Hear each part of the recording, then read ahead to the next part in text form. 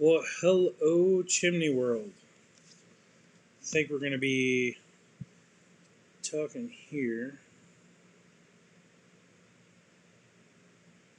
I've got, wow, already have two people watching. Alrighty. Well, welcome back to Chat with Chad, Cody edition part two. Um, I just wanted to let everybody know that tonight might not be the. Why is this not working? There we go. For some odd reason, I'm getting feedback on my audio. Um, this might be the last time I host, might not. I don't know. Depends on Chad. Tonight, I kind of want to talk about whatever. I'd really like to talk about hiring and the processes that everybody's going through, but I'm here to talk with everybody else, um, see what they want to do. I've trying something new. I know a lot of people have been using StreamYard here lately. I'm using Ecamm Live. So the link that is there in the link that is there we go. The link that is there in the Chimney World Facebook page. If you click that, you can join me. It's just as simple as click, add a name, and hit start, and it sends me the invite. Um, I know a big thing for a lot of people here lately has been hiring, overcoming all of that, um, trying to get the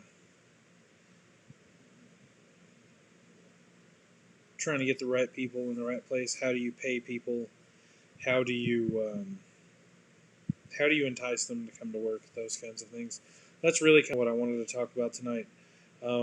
We are in a hiring phase right now, so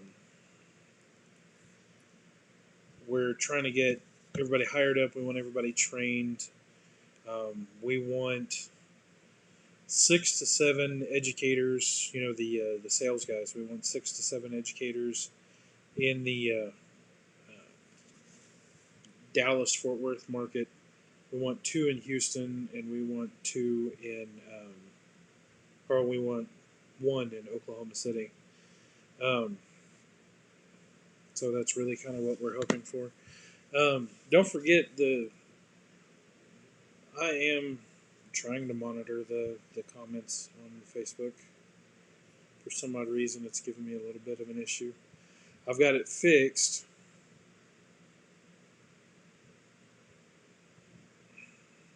so that I can invite more than one person on, and I can sit here and I can monitor all of the comments that are coming in.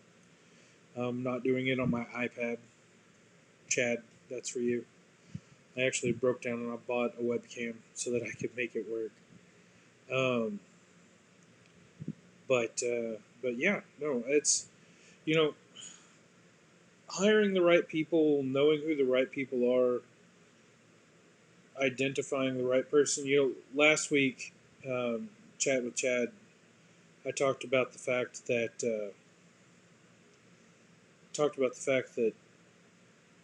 we wanted to make sure that we're sending the right people out to do the estimates. But how do you know who the right people are? How do you identify the right person to do the job? So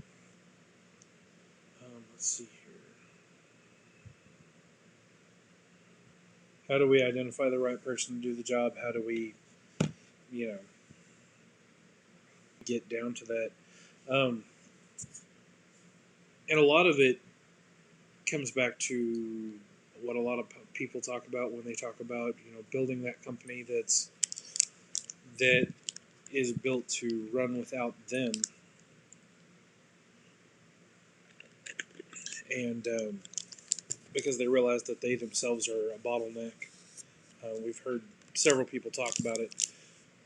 Chad's talked about it before when he realized that he was a bottleneck for the company and he wanted to be able to go on vacation, and he couldn't go on vacation and the company run, so he laid a bunch of people off and went to Disney World.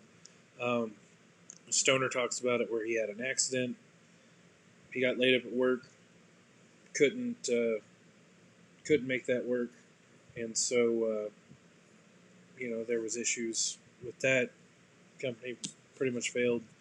Michael Fazie's talked about it. Everybody's got a story about realizing the moment that you're bottlenecking your company and trying to overcome that. So making sure you get the right people in the first place. I lately have had an ad going looking for a lead salesperson.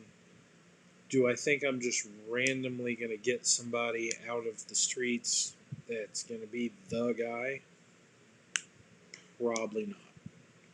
Do I think I can find somebody and turn them into that next person that could take over that lead sales position and be a point of contact, a first point of contact before the call has to come into me?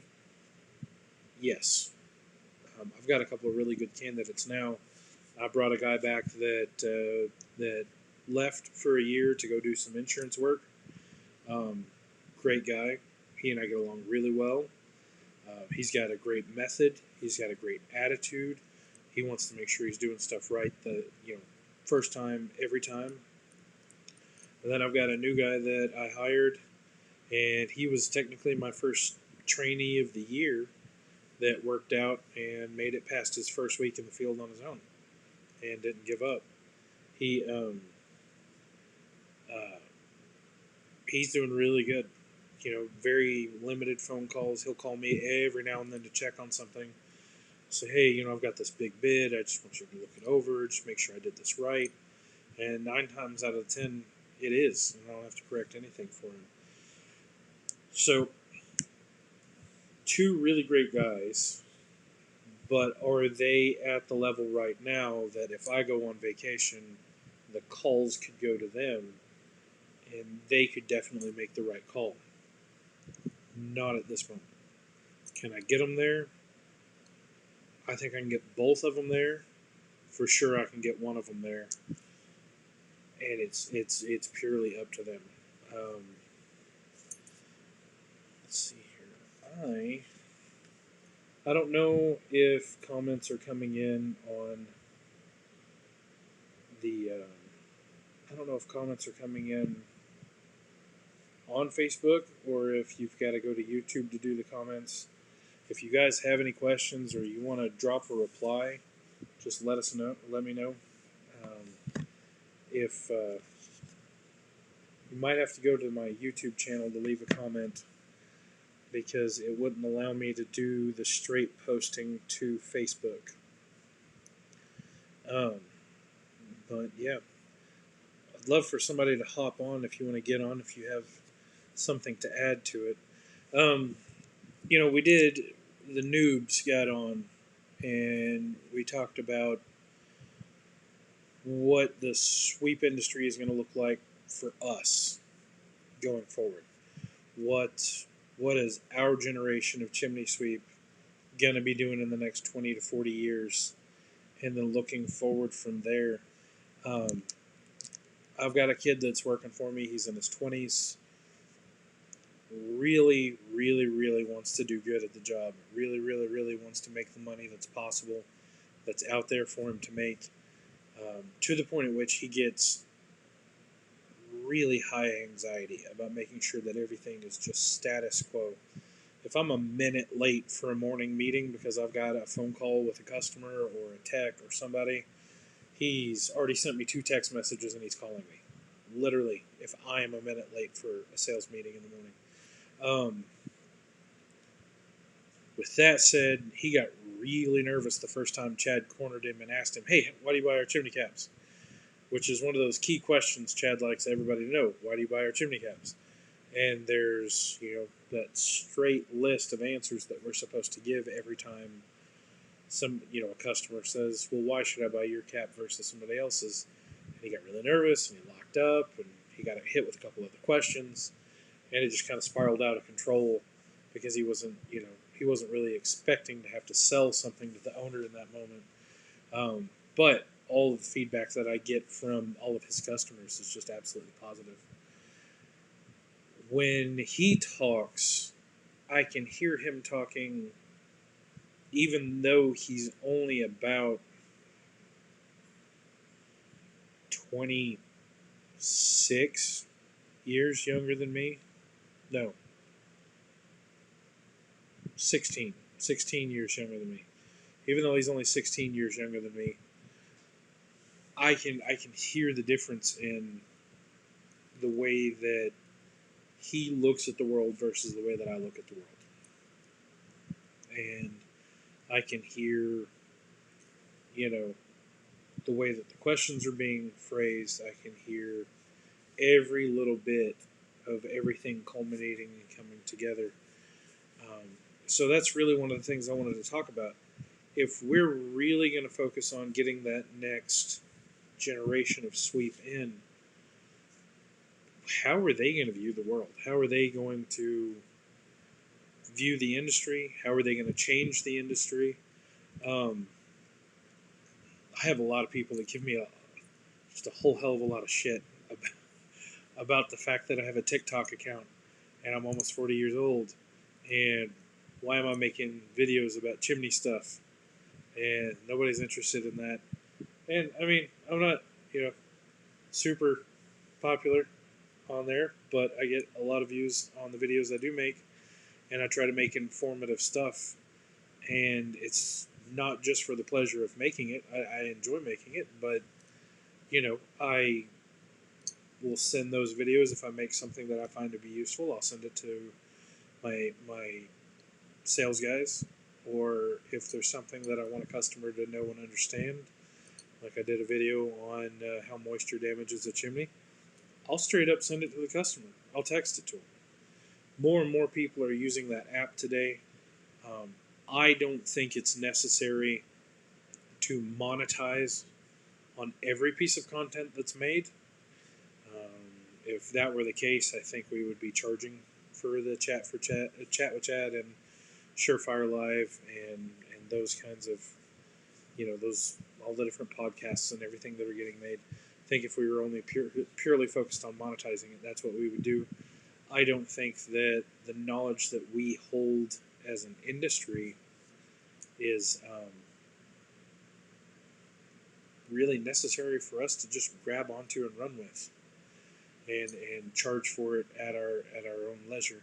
I think maybe we should put more of that information out there. I think by doing what little bits that we can when I make videos and I'm putting the information out there, I'm educating the customer 1 minute at a time on different issues. And when I show up to the door, they're a little better prepared for what it is that I might have to tell them about their chimney. Everybody says that we're in the bad news business. That is for sure the business that we're in.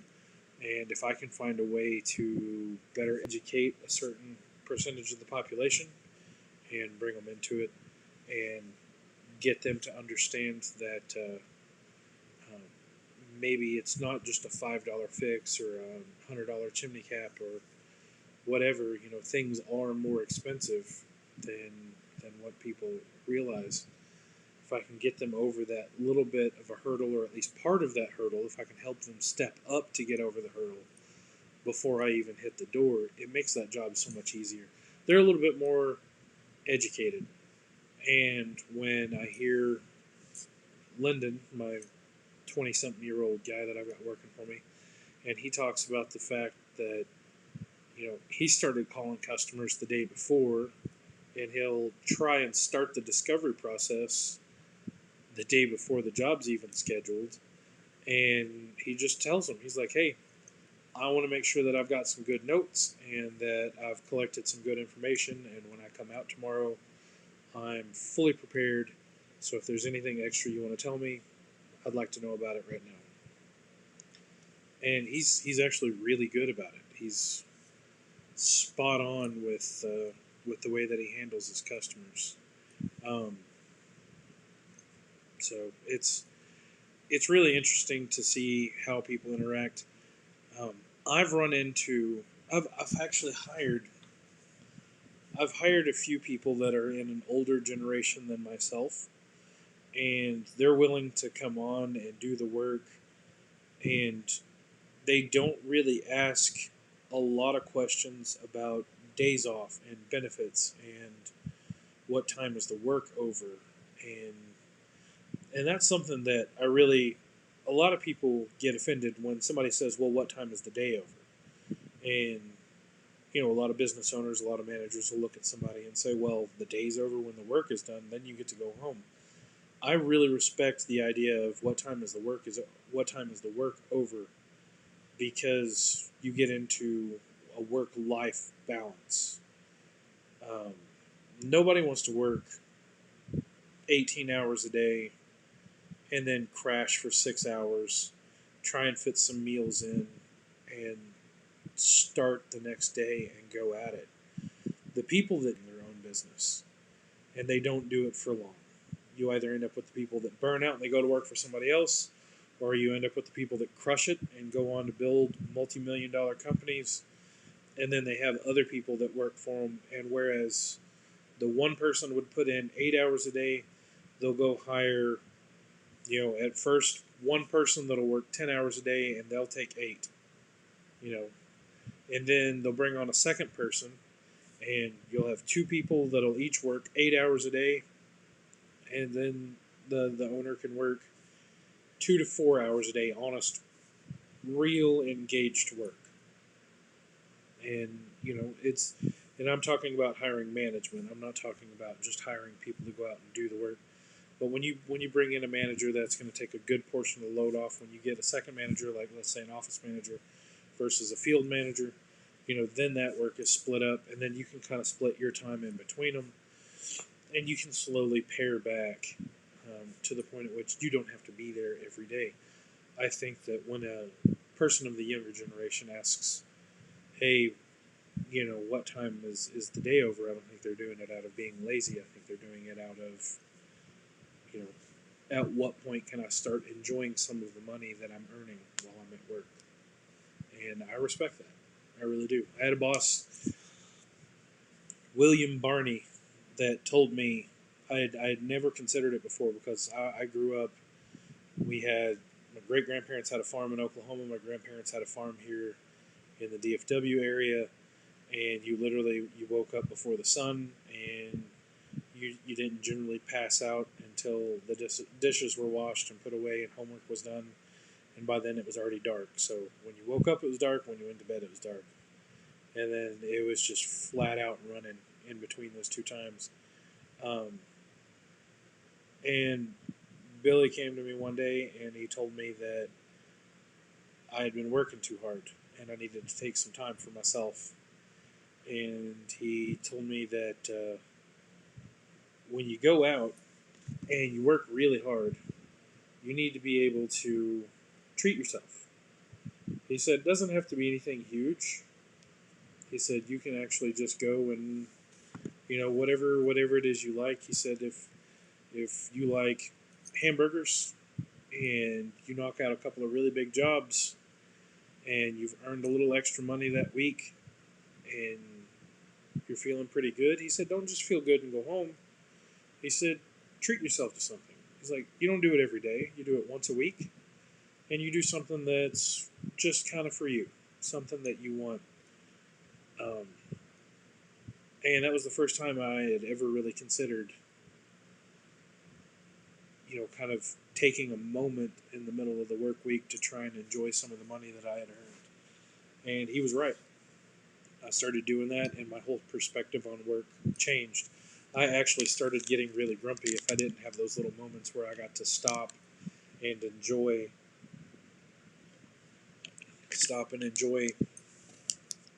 just some personal time for for me. Um, and I still do it to this day. I'll there is a there's a gas station on the north end of Fort Worth, just down around South Lake, and they sell an amazing beef tongue. And I like to go in there and get the beef tongue quesadilla, and and the salsa is just it. Beautiful flavor, really spicy. Absolutely love it. And when I'm in Fort Worth, which is not that often, and I'm really close to, I'm within 10, 15 minutes of that area, which again is not that often when I'm in Fort Worth, I will swing in there and I sit under the awning at the gas station and I sit in my truck with the air conditioner going and I enjoy a beef tongue quesadilla. And that's like a little thing that I do just for me. If I have a trainee in the truck, I buy it for them as well, and then I just like to sit there, be quiet, maybe listen to some music, and just enjoy that, and just kind of be present in the moment for myself, and just kind of let the day or the week or the month just kind of wash over me, reset myself, get my mind right, and then go out and knock out the rest of my day. So I really do enjoy.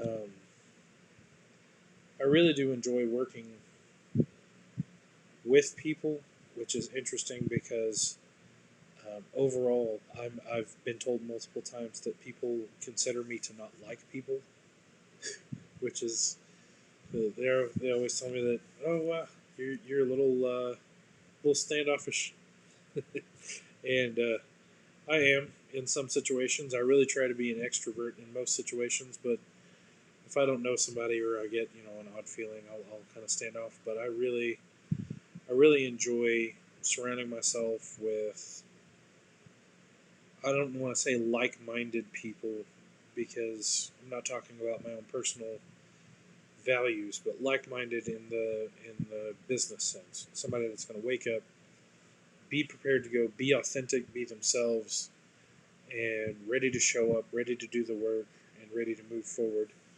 Um, that's really the people that I enjoy being around.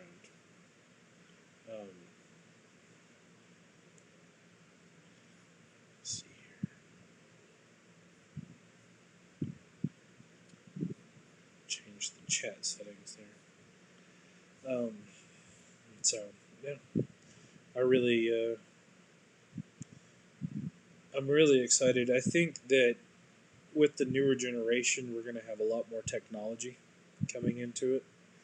I think we're going to have, um, I think we're going to have changes in the technology we use. You're going to have people coming in that might have a bit more of a background in technology, um, a bit more of a background in coding, things like that. I can see where people would be coming in and, they might, find a way to set up something along the lines of a Raspberry Pi or something like that, um, to to work to operate a camera or some odd thing. Um, there we go. But yeah, some kind of technology that's going to take what we currently have above and beyond.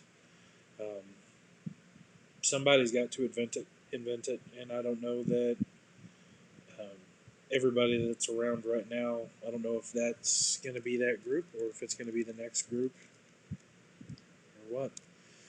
But drones are little bits of everything right now, and I do see one day we're going to come into having maybe a bunch of little spider bugs that get up there with lidar cameras and do a 3D map of the whole chimney flue, and they can tell you how wide a crack is, how deep it is. Maybe even be small enough to crawl into the crack. It'd be, you know, just like crazy stuff, science fiction type stuff. But, you know, 30 years ago, 35 years ago, Apple Watch would have been that exact same thing. Somebody would have looked at it and said, there's no way that's going to happen. That's not going to be a thing. That's not going to be something that anybody's going to do. It's too far out. The technology is too hard to lock down. I just don't think it's going to be a thing. But it's coming, and I really think that the generation of the younger generation after me, the ones that I've kind of started to hire here lately, the 20-year-olds, I think they're going to be the ones to bring a lot of those changes. Um, so let's see here.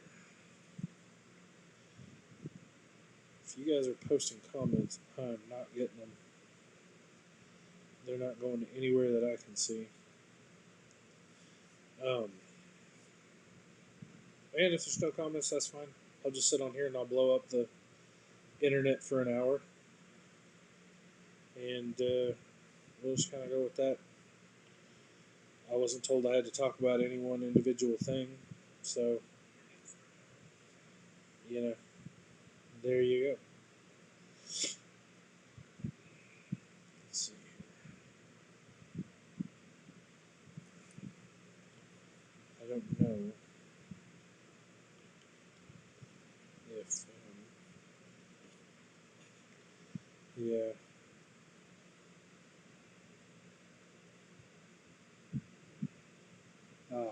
Bart's on and he says that he doesn't see any comments. He's just listening. Well, Bart, if you want to get on and have a conversation, all you have to do is click the link and you'll be invited straight into the room and we can talk about it. Go to Chimney World and tap on the Chat with Chad link and it'll invite you in, or I might be able to. Actually, I might be able to post the link on YouTube. That might be a thing.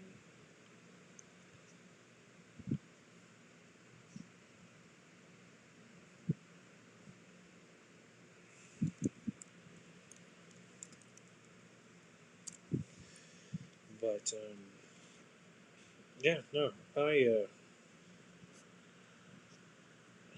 see here. Trying to run a web show and cruise the internet at the same time doesn't really work out.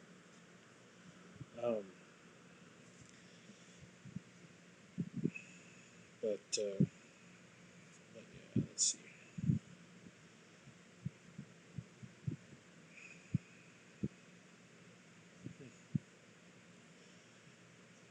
I don't know. Oh, it says I'm offline.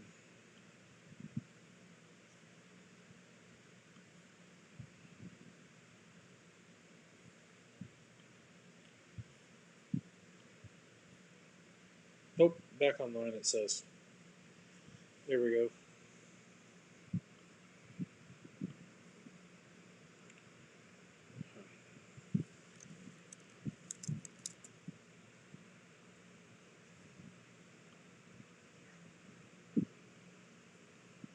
I think I'm having internet problems, which is less than preferable, but let's see here.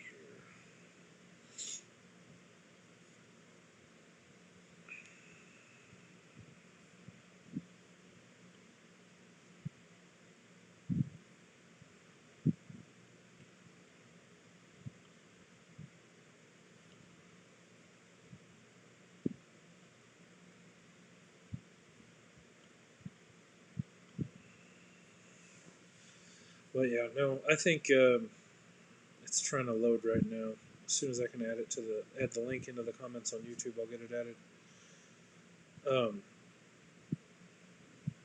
But I think that this next generation coming up is gonna. I think they're gonna add a lot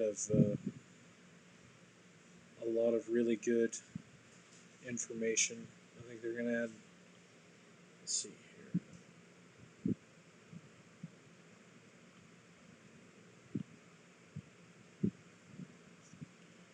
More actions.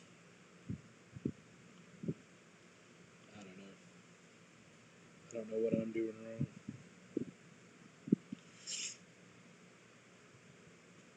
Let's see here. Comments. There we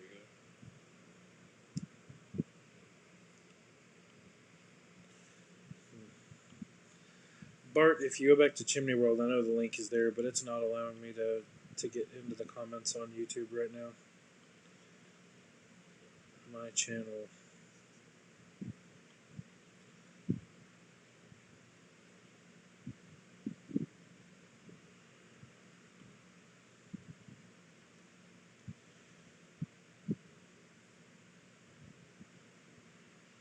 Let's see here.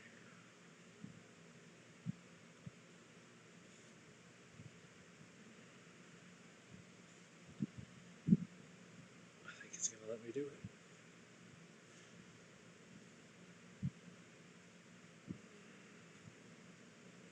There we go.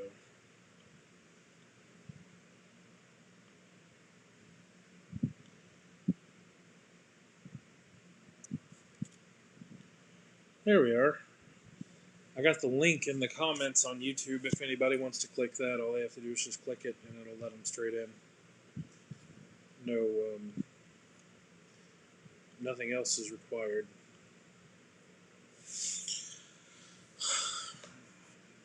But so we're getting a lot of questions about work-life balance. We're getting a lot of questions about, how does the work go? What safety measures are we taking?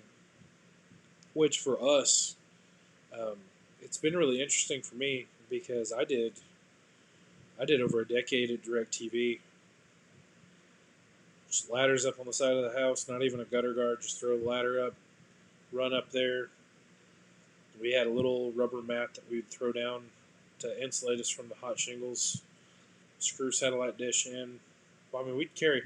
I'd have my shoulder strap tool bag with the buckle belt around the waist. Had my tool bag, drills, lag bolts, terminations, all the tools and everything I needed to do the wire. I'd have my satellite meter strung across my shoulders. I'd have Bishop's tape in my tool bag, which is a tar tape that we use to seal the satellites to the roof so they won't leak.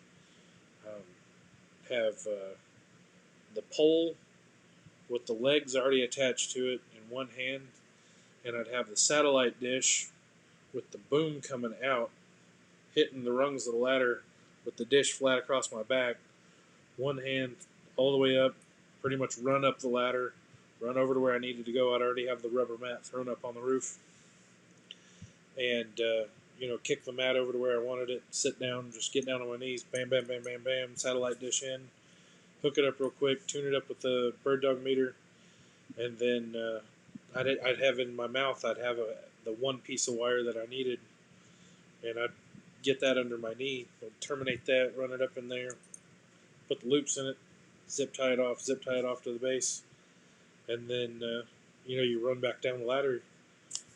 You get it from the time you got up, from the time you hit the ladder to get on the roof till the time you got off. If you were fast, you get up and down within 6 to 10 minutes, and that includes peaking time when we're sitting there doing the dish. And then when I started here, Chad's big question was, "Hey, we do ladders, we get up on roofs. Are you fine with that?" It's like, yeah, I'm fine with that. Get up on a roof. If it was a really pitchy roof, I would prefer not do it. That first year I was with Chad, I fell off of a roof twice. The first time it was I want to say this chase cover on this chimney was 9.5 feet by 6 feet. It's huge. Just had 2 pipes sticking up out of it, and a couple of SL 300 pieces of pipe.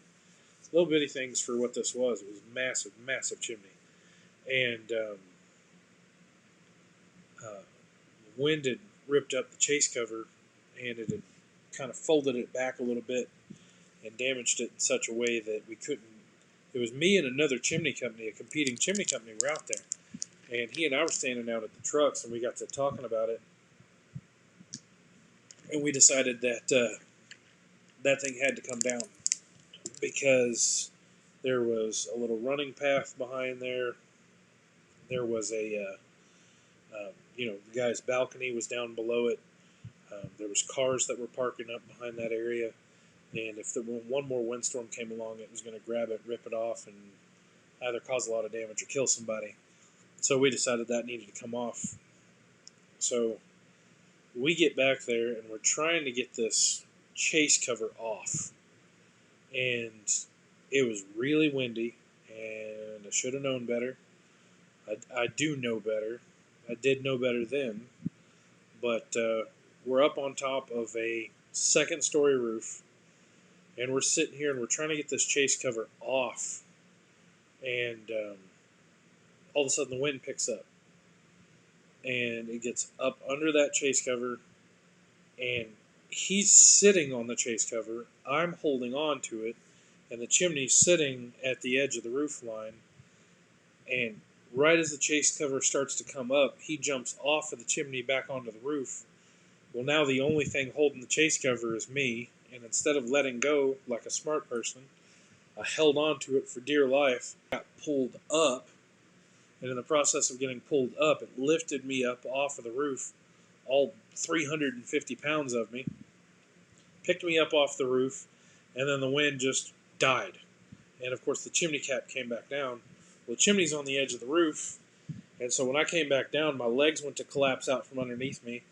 My left leg went bent and went back under me. My right leg skipped off of the right side of the roof, and then I fell, and I couldn't catch myself, and I fell from the second story down to the first story roof, and I landed on the first story roof, and the other guy ran and got a ladder and helped me get down.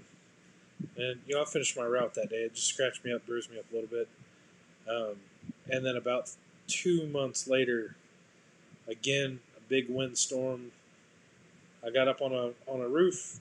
I heard the wind blowing. I heard my ladder scraping across the gutter, and right as I heard my ladder scraping across the gutter, I had just gotten up on the roof. I was still kind of crouched down a little bit, and I spun around to grab the ladder. Right as I went to grab the ladder, a gust of wind came and pushed from behind me, started to push me forward off of the roof. And I spun back around, and when I did that, I lost my footing, and I came off, and I started to slide down the ladder, and I kind of got one of my feet caught holding on to the roof. The gutter's already split my stomach open, and I get one foot onto the ladder. Well, the ladder then slips completely. Both legs go through the rungs of the ladder, and when I land, my butt and my back are on the ladder. The ladder's sticking, kind of cattywampus underneath me, and then my legs are through the rungs of the ladder, and all of me and the ladder are sitting directly on top of both of my knees. And I ended up being down for about a week, and Chad very jokingly, but not so jokingly, but very jokingly, called and said if I fell off into the roof, he was going to fire me. And it took us a little bit, but we finally, we were all talking back and forth about how we were going to do rope safety, how we were going to do roof safety, everything else. And now that's a big thing for guys when I get to bring them on. One of the first things I do with them is I teach them ladder safety. Shameless plug, I use the Surefire Live, all about ladders, ladder safety. I teach them how to walk on a roof, where to walk on a roof, how to find how to find the 2x4s and the roof lines. All of that. We've got our little faux building set up, and in fact, we've got enough people hired and brought on that I just dropped another $6,000 in climbing equipment. So I got several more rigs all ordered. Got a bunch of boxes sitting around the house here, so that we can get everybody safe. We've got enough for what we have now, and I had 4 extra sets, and we've got enough people coming on that I needed some more sets. I need to hire a guy for Oklahoma, a guy for Houston, and I think 1 to 2 more for Dallas. So we with hiring people, it's rough to take somebody that doesn't know anything about chimneys or fireplaces and convince them to come and work salary. That's it's like no. I'm going to teach you. I'm going to do this. Let me show you. I really enjoyed what Jim Brewer said. It was Jim and Chad on Surefire Live, and Jim said that what he likes to do is he'll have person A average this amount, person B average this amount, and I've got to put one of those together so that I can sit down with somebody that's in an interview and I can say, look, this is what these people are making. Because what I had been doing before that was I was basing everything on myself. And I really need to be basing it, I think, on some of the guys that I've got that just started. Not on me. I'm not patting myself on the back. There are plenty of guys out there that's better at this job than me. Really. But I've had a lot of people tell me that I'm one in a few with the way that I do the job, with the way I handle the customers, knowledge, everything else. December, I'll be with Master Services for 3 years. That'll be my first 3 years doing chimneys at all. But I know that I may invest probably a little too much of my personal time into learning about chimneys and a little too much of my personal time into learning how to sell chimneys. So how do we make it enticing to that younger crowd? I mean, these are the ones that everybody talks about. Oh, you're never going to own a house. You're never going to this. You're never going to that. You're only ever going to rent. Probably won't have a driver's license till you're 30. I've got so many people that I see every day of the week in our shop that is a younger group, early to mid 20s. We really don't like hiring teenagers. We like them to be. I think to drive one of the trucks, I think it's 22 or 23 years old, and we prefer 25. Just because I think it makes the insurance cheaper, and they're generally a little bit more responsible. But I see plenty of the younger crowd coming in and straight up just saying, "Hey, let's make this happen. Let's get into whatever it's going to take to make this profitable. Let's see what we can do for me to make money." And I try to impress that on them. It's like, look, you're not just here making money for yourself. It's great to make a paycheck for yourself, but I'm going to hit you with a cold hard truth. You're paying for everybody. Every time you sell a job, it's paying for the ladies that took the call initially. It's paying for yourself to go out there and be there. It's paying for the managers to make sure that the schedule and the route is set correctly. It's paying for the guys in the shop that are going to make the caps and put the supplies together. And it's paying for the guys that are going to roll the trucks to come out. And it's also paying the owner, the guy that set all this up for us. Every time you make a sale, you're supporting the whole company. You're supporting everything for everybody. And that gets a little daunting for some, and for some people, it just kind of washes over them. They don't really. I don't think they really get it. But for the ones that do get it, for the ones that they sit back and they're like, God damn, it's pretty rough. Those are the ones that, when they walk away from that conversation and they go and engage with the customer, those are the ones that I think are really going to do that extra little bit, take that extra step, do those extra things. I love telling people that right now I'm the only person in the company that drives around with a copy of the 211 in my truck. And if somebody needs to find something, they'll call me and say, hey, where is this? Can you snap a picture of it and send it to me? I love being that guy. I would really like everybody to have that, but not everybody is the kind of person that's going to go and research that and dig that up. Not everybody wants to be that person, and that's perfectly fine. That's why it's hard for me to take somebody that's applying for a job and show them my numbers of what I sell, of what I put up each week, and then they start doing the work and they get frustrated because middle of July, 97 degrees outside, and I'm over here putting up $30,000-$40,000 a week in sales, and they're managing to squeak out $18,000 a week, and they're like, "Hey, I should. This is half of what." So I really need to get a book together using the numbers of the new guys to show what the averages are. And that could be a plus and it could be a minus. It really depends on the guys that I've got working. But showing that information, tracking that information, I think that's a big help. But I think being able to show that we're taking the steps necessary to be safe with the ropes and with the harnesses, the helmets, the negative pressure respirators that we got, those kinds of pieces of equipment, I think, are another key to the puzzle. I think showing them that we want to invest in their future by setting up some kind of a benefits package for retirement, or some kind of a 401k Roth IRA. I think something like that is very beneficial. And then of course pay time off. People like time off. People like to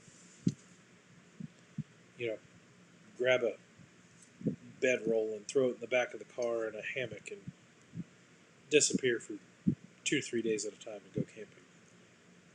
I love doing it.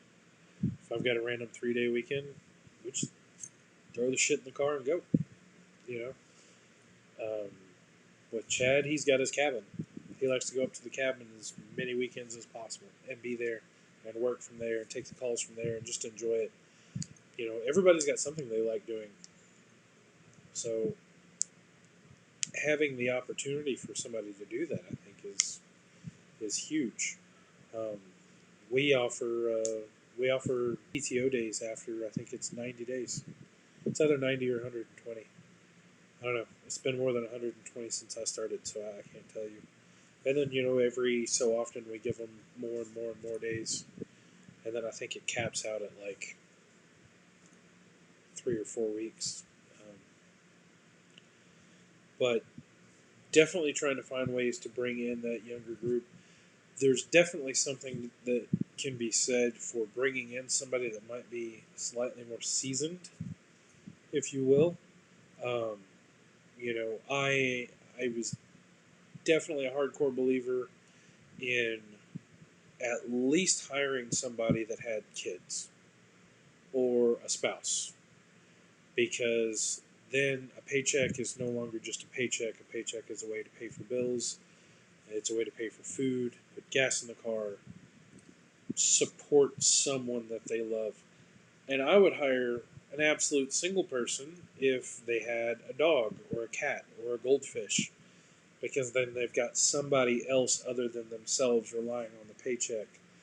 It was always my mindset that if you're going to hire somebody, they have to be able to support somebody other than themselves, or a pet or something.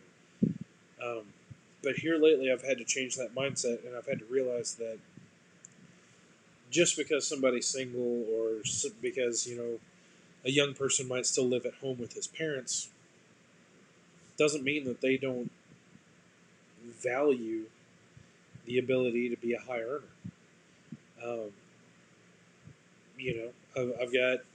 I've got a kid working for me right now that still lives at home with his parents, and while he's living at home with his parents, every week when he gets his paycheck, his dad takes half of his paycheck. And he doesn't steal it. His dad takes half the check and he puts it in an account, and then that money is bumped the table.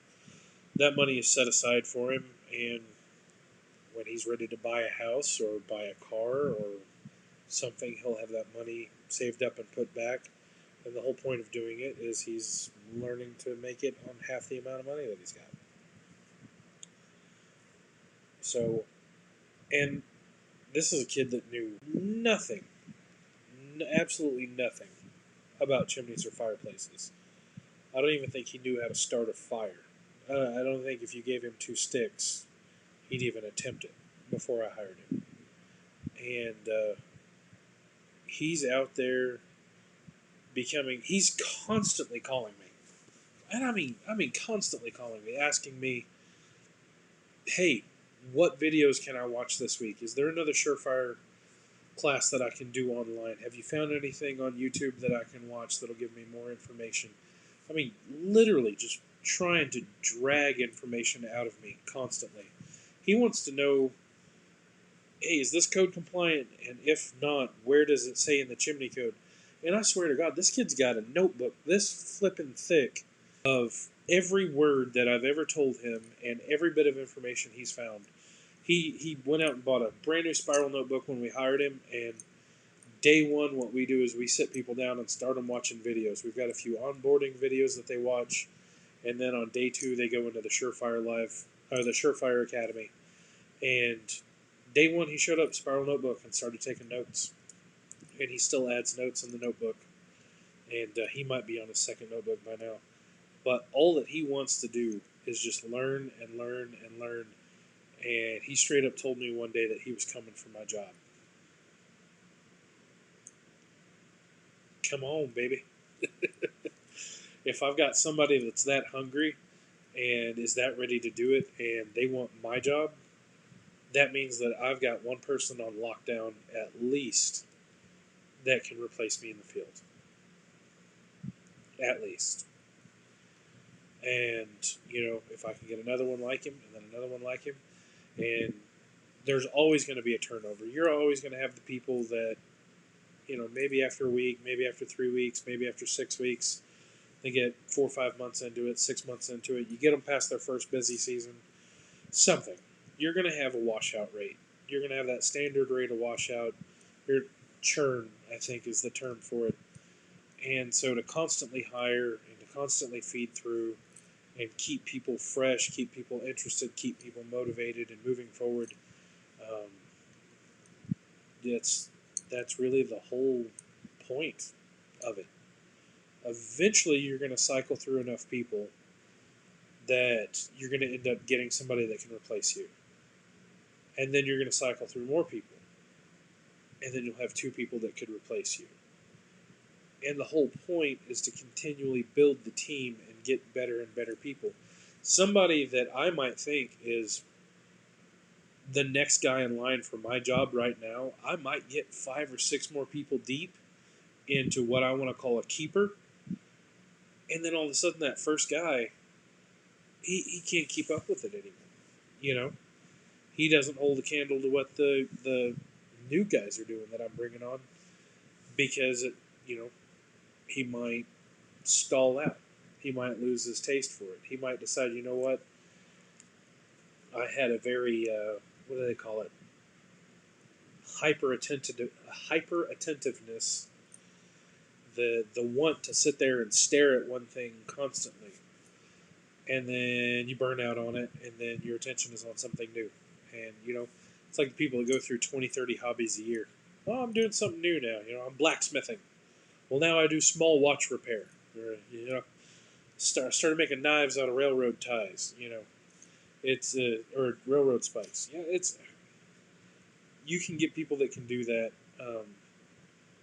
but to constantly churn through and to constantly find the people that you want to keep around and then mold them into something. Just because a younger generation is younger doesn't mean that they're useless. I guarantee that my great-grandfather looked at my generation and said that we were going to destroy the world. And I guarantee that his father looked at my dad's generation and said that they were going to destroy the world, which would be Chad's generation. Chad is a little younger than my dad. And then I guarantee his father looked at, my great great great grandfather looked at my grandfather's generation and said the same thing. You know, when my grandfather was growing up, my grandfather was born in 1939. He would have been growing up in the 50s. That's when Elvis was getting big, and the whole world was going to go to hell. The whole damn world was going to go to hell. These kids are lazy. They don't have any respect. They don't wear a hat when they go in public. They've got all this grease in their hair. They've got, you know, and then it goes on and on and on and on and on. But I think as you get into the older generation, you're always going to find something wrong with the youngest generation. Um, and realizing that at one point you were the youngest generation. I love to tell people that when you're 19 years old, you know everything about everything. And then by the time you're 35, you've forgotten half of that. And then by the time you're 50, you've forgotten half of that. And by the time you're 60, you've regained it all plus 20%.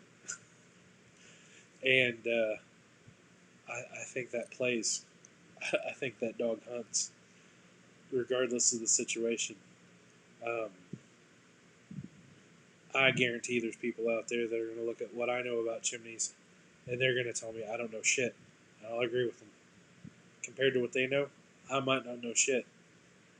But, you know, in another 10 years, they might look back on themselves and be like, wow, we did it wrong. I love that Caesar when he was on Surefire Live. You know, he talked about the first time he did a drop-in liner, and then he was looking on Facebook and he saw some pictures posted. And he's like, I know that house.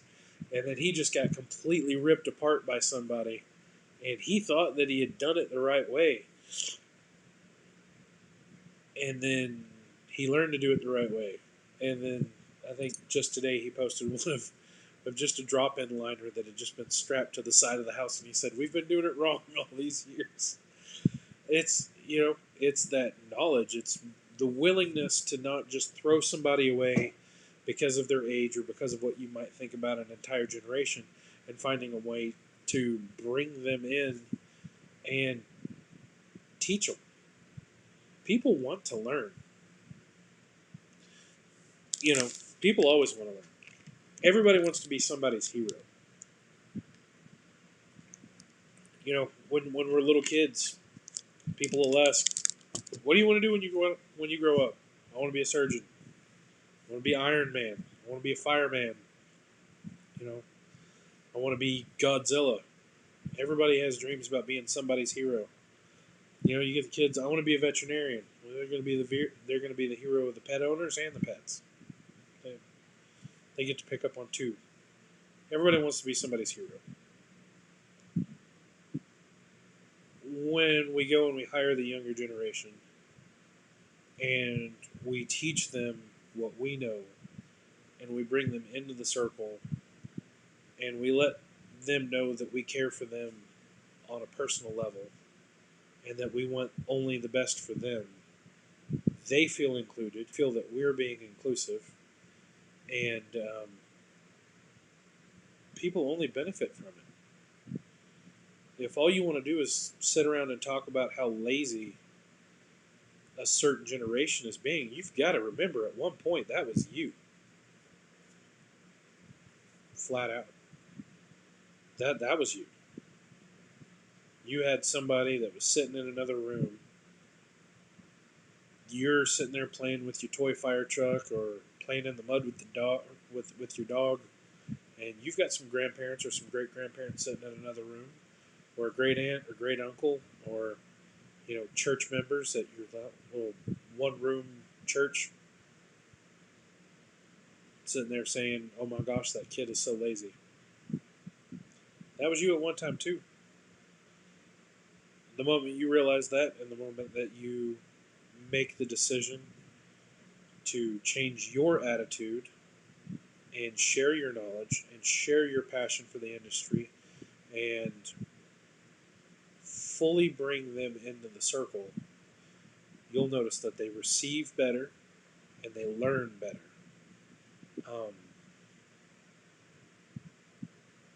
to the point at which they're going to be knowledgeable. They're going to want to be people's heroes. We had our big company meeting this year, and it got emotional for a few people when they realized,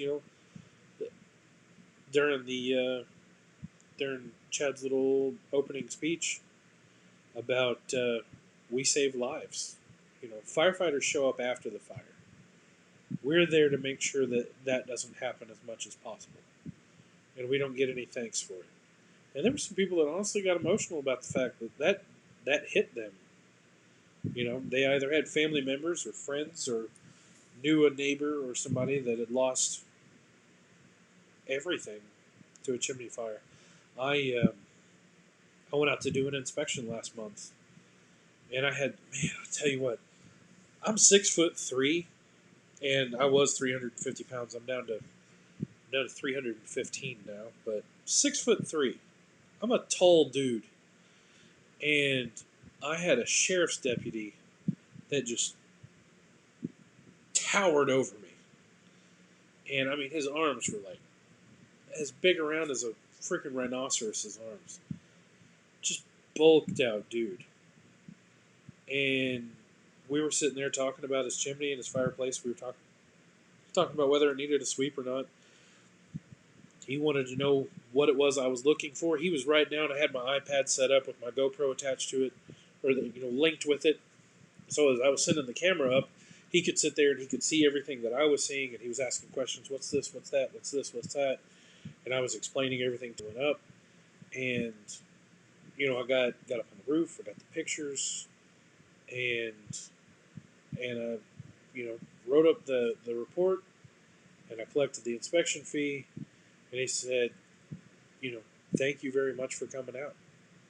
He's like, during that freeze, we were working, and I got a call. I got dispatched. I got pulled out, and I pulled up, and it was a family. Husband was laying down, smoke inhalation. Everybody was in their pajamas, and when I pulled up, I got there 2 minutes before the fire trucks did, and there was already nothing left of the house, nothing worth saving. And I mean, this big dude that if you saw on the street, you thought he'd just rip your arms off and beat you to death with your own arms. He literally broke down and got emotional and started crying. He said, I can't imagine those people losing everything that they had because all they were doing was trying to stay warm. And then I come home, and he never lost power.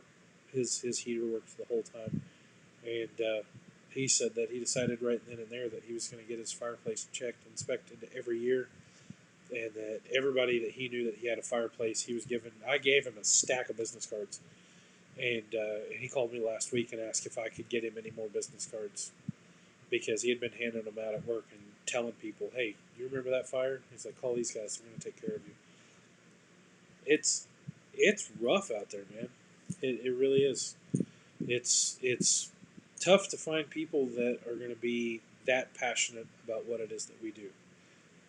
But I know for sure that if I can get a customer that's supposed to be this big, tough guy, sheriff's deputy, probably bench press the car he drives around in. If I can get him to break down and be emotional over saving lives and preventing a house fire, I know we can do that ourselves, and we can do that with the guys that we hire and get the passion for what it is that we do. I really think this newer generation has got a lot of that to offer. So, well, I'm a little over an hour. Haven't had anybody else try to hop on. Haven't really had any comments. So I'm going to call it that. I do have one final thing for Chad. I know you said you didn't like your name being struck out. So just for you,